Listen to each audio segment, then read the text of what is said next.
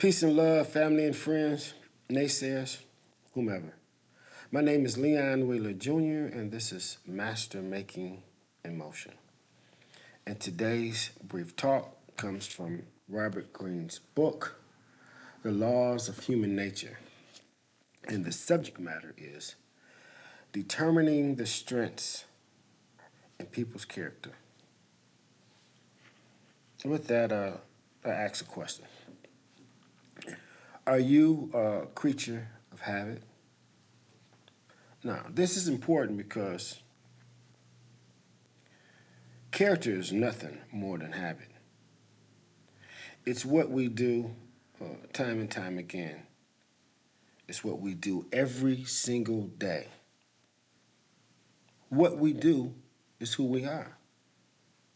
That's our character.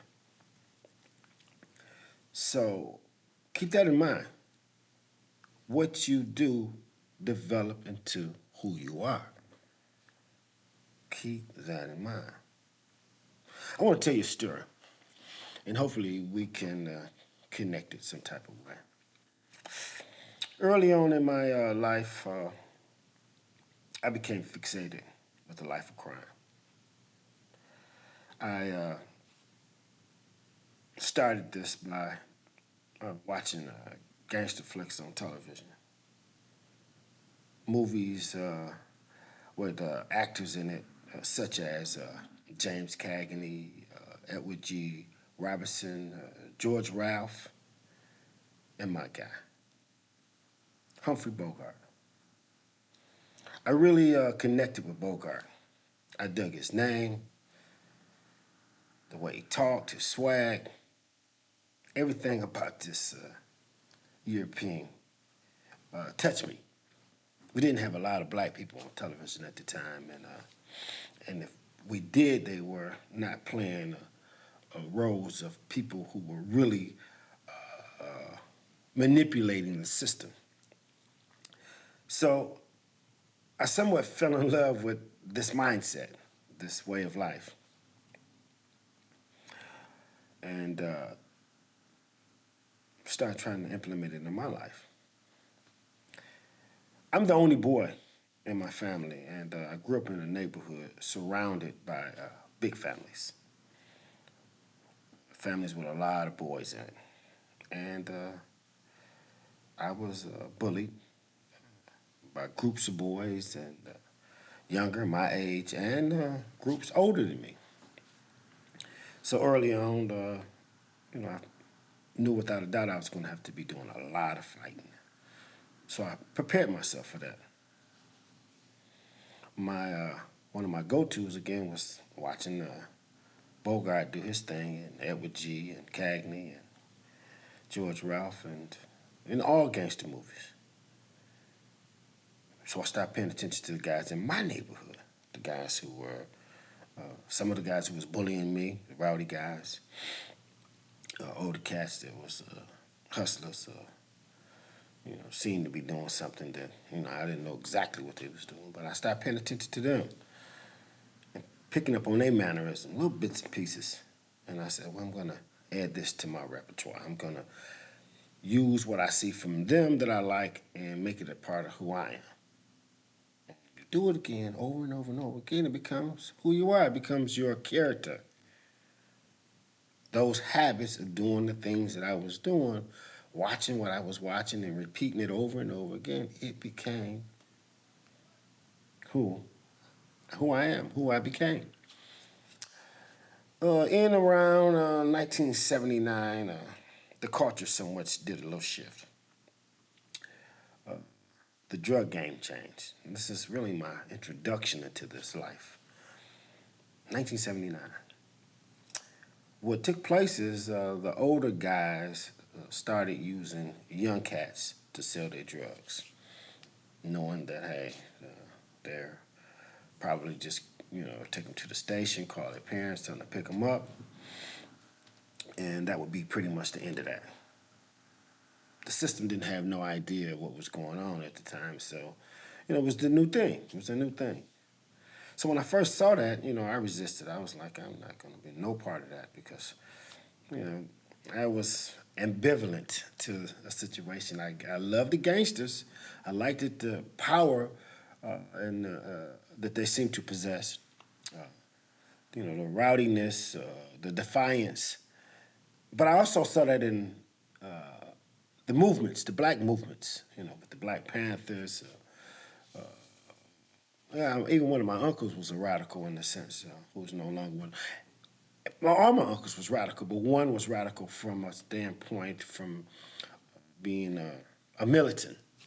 So I watched him and picked that up. So I had ambivalent feelings. I mean, I wanted to be a revolutionary, I wanted to be for the people, and I wanted to be a gangster. So, drug game, I ended up folding. I gave in, and it pulled me in, and I became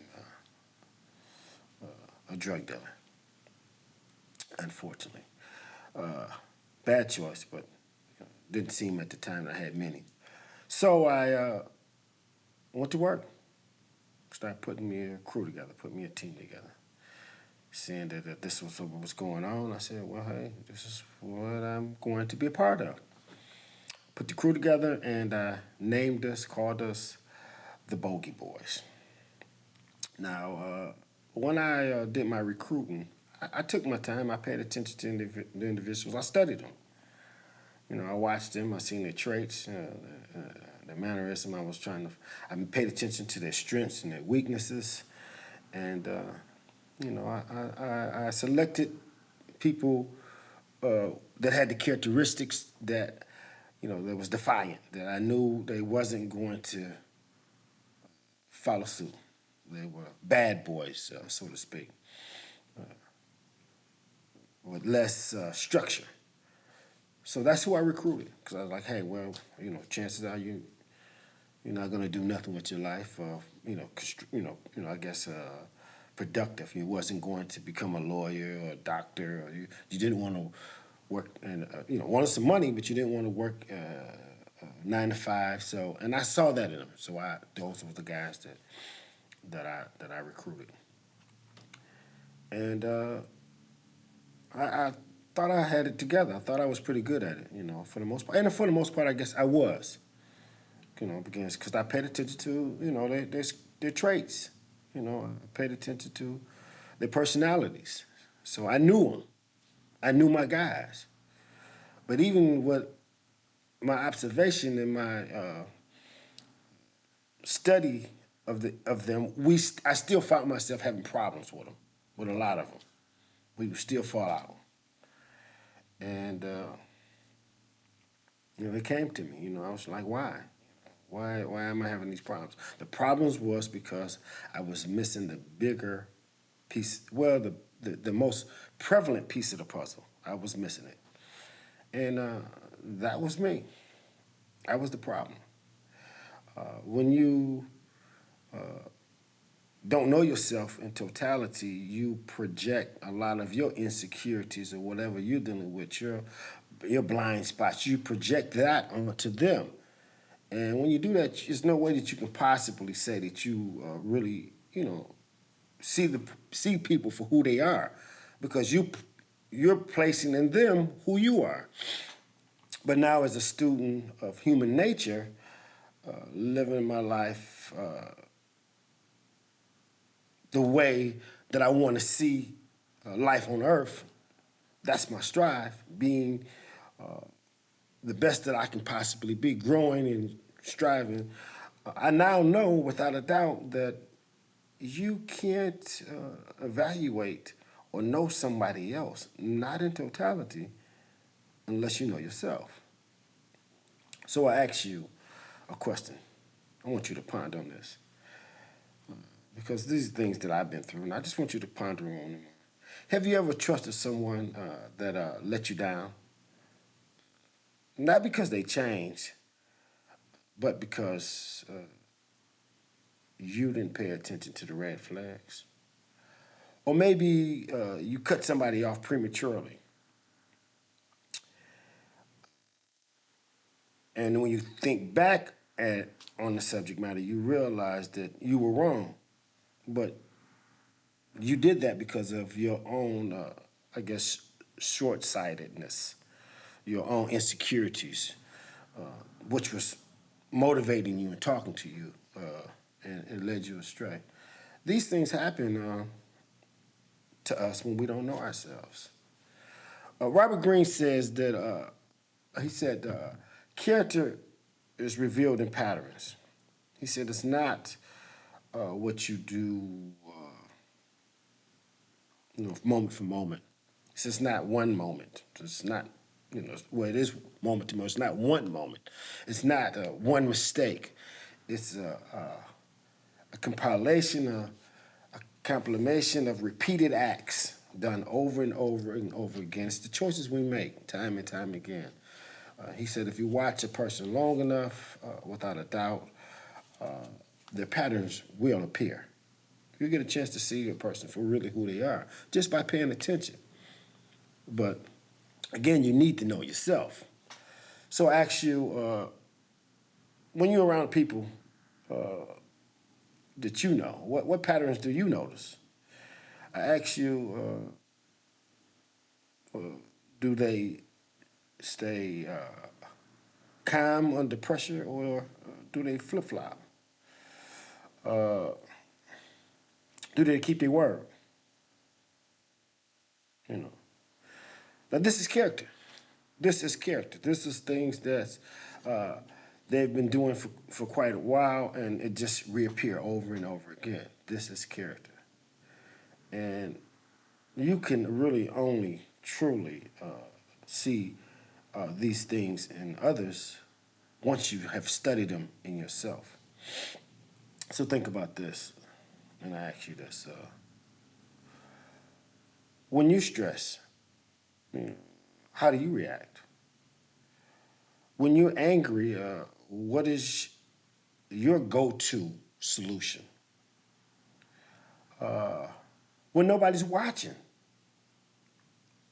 what patterns reappear in you? So once you know your patterns, you'll be able to see them in other people, and it'll be really hard for them to fool you. So you need to keep that in mind, and I ask that you do. So if you got anything out of this subject matter, if you want to dig deeper into it, I suggest you get Robert Greene's book, The Laws of Human Nature. I suggest that, and I also suggest that you pick up my books, Code, Code, Code and Ethics for Up and Coming Players, and King and Master in the Making. Now I want to hear from you. Tell me how you determine the strengths in people's character. Let's talk about it. Yeah. Drop it. Put it in the comments. You know. And if you are gonna take this journey with me, I ask that you hit the like button and share this message with somebody that you know, because that's the only way that I can get this channel to grow. That we can get this channel to grow. We can continuously build on positive things that can uplift and motivate us and give us strength and some form of guidance so that we can be better parents, brothers and sisters, family members, and friends, so that we can be the example that we want to see in the world. So I say to you,